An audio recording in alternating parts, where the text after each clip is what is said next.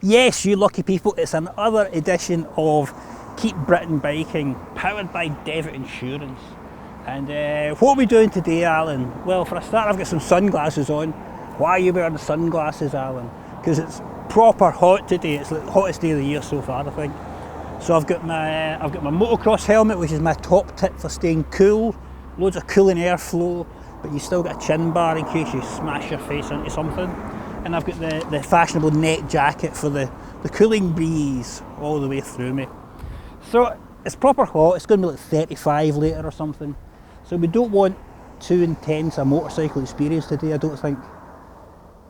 Luckily, we've got just exactly that in the shape of this, which is the Moto Guzzi V85 TT. New for this year, TT stands for Tutto Terrano and not Tourist Trophy this time. It's always Tourist Trophy, isn't it? Oh, TT, Tourist Trophy. Tutto Terrano is Italian for all terrain, every terrain. Like tutti frutti, every fruit. Tutti frutti, tutti Terrano. It's an off-road bike, kinda. But the twist is, it's kind of retro, and it's kind of Moto Guzzi, which is retro in itself, so it's almost retro squared. Retro to the power 2. But it doesn't look that retro when you get into it, does it? We've got a bit of high tech here. We've got some cruise control, we've got a coloured LCD dash. At the heart of it is probably the most retro thing. It's the old Moto Guzzi transverse V-twin engine, 90-degree V-twin, nice and smooth.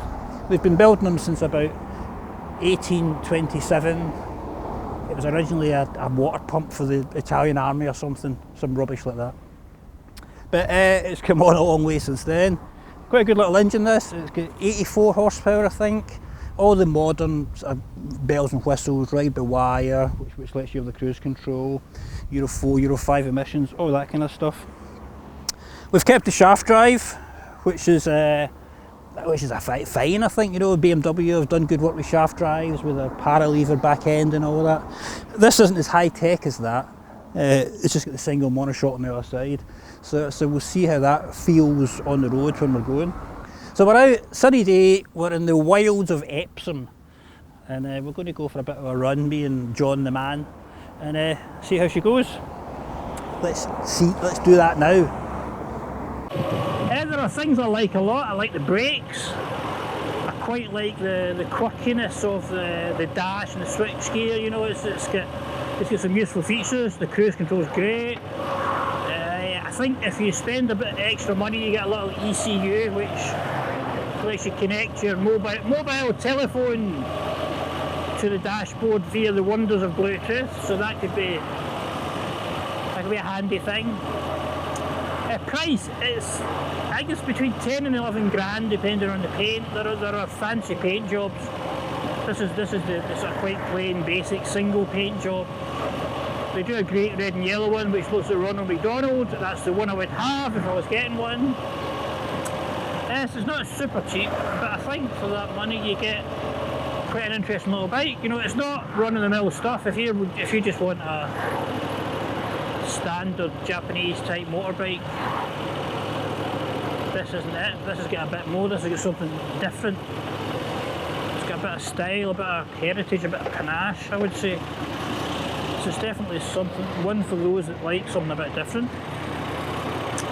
The engine's fine. I mean, you can see it's only done a couple hundred miles. I think it's in theory it could be still a bit tight from being brand new from the factory. So I'm guessing it would loosen up with miles and make a bit more power. It's not as grunty as you might think. You need to rev it a little bit sometime. I was chasing John Goodman, the photographer, on his ER5, and that's quite a grunty little bike, that. And you know, you've got to give it some beans to keep up with it when he's flying. Red light, you. Oh, sorry. So 85 horsepower, that's good power. I mean, it would do 120 on the motorway, I believe, so I'm led to believe. It's not super happy sort of cruising at those 3 speeds, you know, you feel you're at the edge of the performance really. But around town, more than enough, you know. More than enough grunt, stomp. torquey delivery.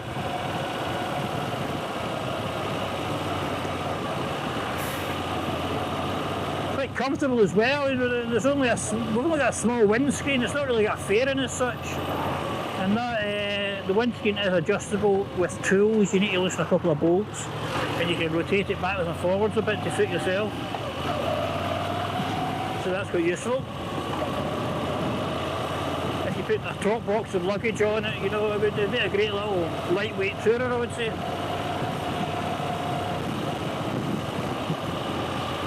What this isn't is a competitor to something like a Tiger 800, say. You know, they've got a good bit more power, a good bit more technology, just a bit more capable.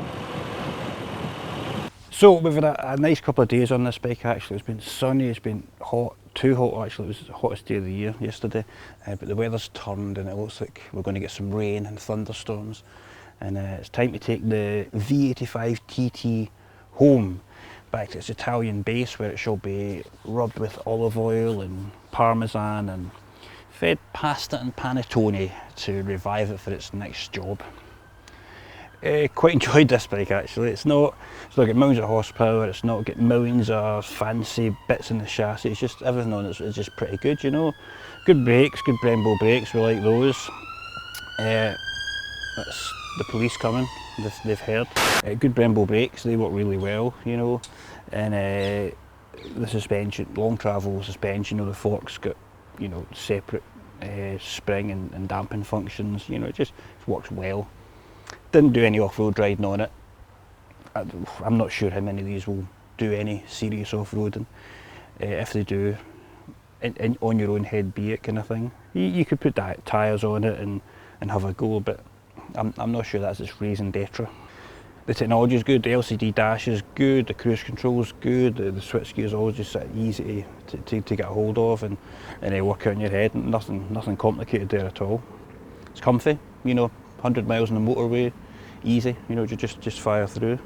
The engine is it's strange, you know, it's not got much technology in terms of its overall layout, you know, it's air-cooled, transverse V-twin. It's only got 2 valves per cylinder, which is unusual nowadays, man, but they've put titanium valves on the inlets, so you know there's a bit of a nod to 21st century there. The fuel injection, there's only a single throttle body, you know, there's an injector spray inside each port, but the main butterfly valve, there's just one for both cylinders. But it's just nice to ride, you know. I think I said when I'm riding it on the onboard camera, you know, there's enough power, plenty of power around town, and you know, just tractable, you know, and it feels a bit more exciting than the sort of small Triumphs, the street scramblers. Got a bit more power than that. 79 horsepower is a claim power, I think. It's a notch down from the likes of the Tiger 800 and BMW's F850 GS in terms of performance, but you know, that's the choice you make. The only concern I have a little bit is the price. It's between sort of £10,000 and £11,000, a bit more depending if you choose the fancy paint or not. And you can get a base BMW F850 for under 10, which would cause me some concern. You'd have to really be quite keen on having the Moto Guzzi brand, style, logo, heritage lifestyle. Not that there's anything wrong with that, I can see why you would. You know, Moto Guzzi is very different from BMW. It's a brand with heritage. You know, it's almost Harley Davidson like in its history and the mythology around about it. But a much better bike than a Harley Davidson, to be fair. I spoke to the man from Moto Guzzi about the price, and he said they don't care because they're selling as many as they can get a hold of. And so the V85 TT has been very popular in terms of sales for them, and rightly so, I think. So V85 TT, what do we like? We like the styling, we like the LCD dash, we like the switch gear, we like the engine, though it's not super powerful, we like the brakes. What don't we like? Don't know, nothing. The price, that's it. Would quite happily ride this, you know, day to day, if I had a 40-mile commute, say, or you know, did the occasional weekend trip to see significant others. I would do that easily while looking good, and just making you a bit happy inside. There's a decent pillion seat. It comes with this kind of sports rack type thing there, which I'm sure you can fit panniers and top boxes and all sorts too, making it even more practicaler and usefuler. Definitely worth a look. If you want something a bit different, you don't want to go down the BMW GS line, you want something a little bit premium above, you know, a Japanese bike like the Versys 650 or the Suzuki V-Strom 650. Definitely worth a go. Definitely worth a go. Could the Eagle land in your biking lifestyle? Maybe it could.